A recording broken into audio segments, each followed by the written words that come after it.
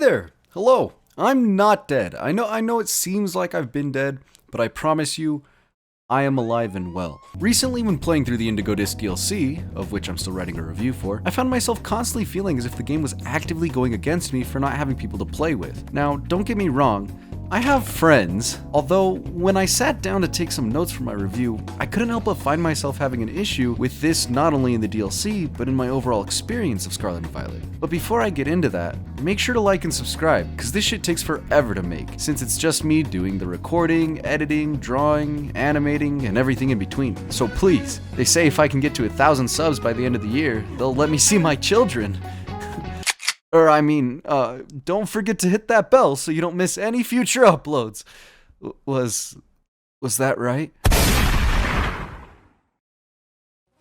So as we all know, Pokemon has been a game that banks off the idea of having someone to play with, whether it's to trade or to battle, or in more recent cases, to just straight up have fun. However, I feel that this generation, more than others, makes it a core aspect of gameplay that I just don't think I can excuse. I mean, take Finizen for example. This is a Pokemon that was created for the sole purpose of connecting with your friends, as the only way this Pokemon can evolve is by leveling it up while connecting with others. This isn't the only case either. Just look at the raids. 5-star raids are nearly impossible by yourself, unless you have perfect IV Pokemon that have been tuned specifically for raids, and even then, when it comes to the 6 or 7-star raids, well, you're just SOL. Then to go even further, the Indigo Disk DLC actively rewards you for playing with friends with BP, or Blueberry points. And while yes, the BBQs are available regardless of whether you're playing with others or not, it still rewards more if you are, which can be a bit of a problem when one of the main post-game mechanics of the DLC is grinding for BP in order to experience more new content. Now, I already hear some of you proposing that I should just stop being broke and pay for Nintendo Online in order to not only fill my decks, but to also be able to connect with randos in order to get BP or complete raids. And my response to that is, I'm a college student, with bigger things to worry about financially than whether or not I can trade my Graveler so I can have a Golem. And if that's the case, then I can only imagine what other situations other players may be in that don't allow for them to have access to Nintendo Online, which to me already poses a great potential flaw and issue in Scarlet and Violet. Does Pokemon Scarlet and Violet punish you for not having friends? Hello there, fellow gamer Gary here, and I know there are multiplayer games out there, but personally I really like single-player experiences, with the exception of Pokemon. Hello, Gary. How would you rate your experience with the game? Well, it's a lot of fun, but some of the raids are just impossible, and I don't have anybody to play with. Well, Gary, have you tried not being such a fucking nerd?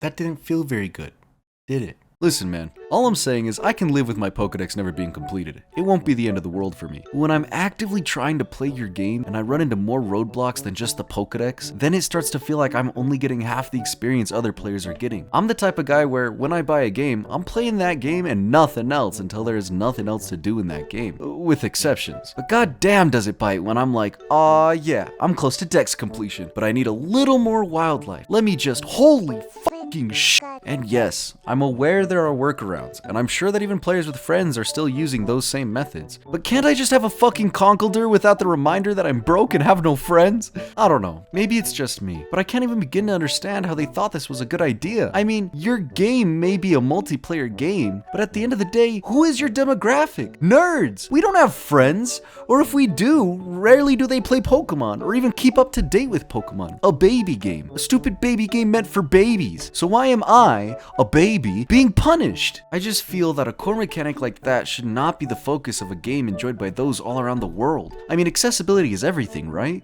So then why is it so fucking hard to get 3000 BP just to upgrade my terrarium once in order for me to get more of what I was craving out of the DLC?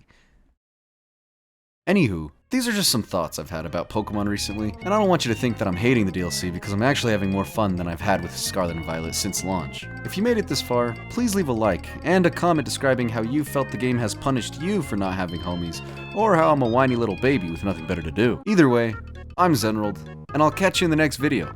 Thank you for watching. Peace.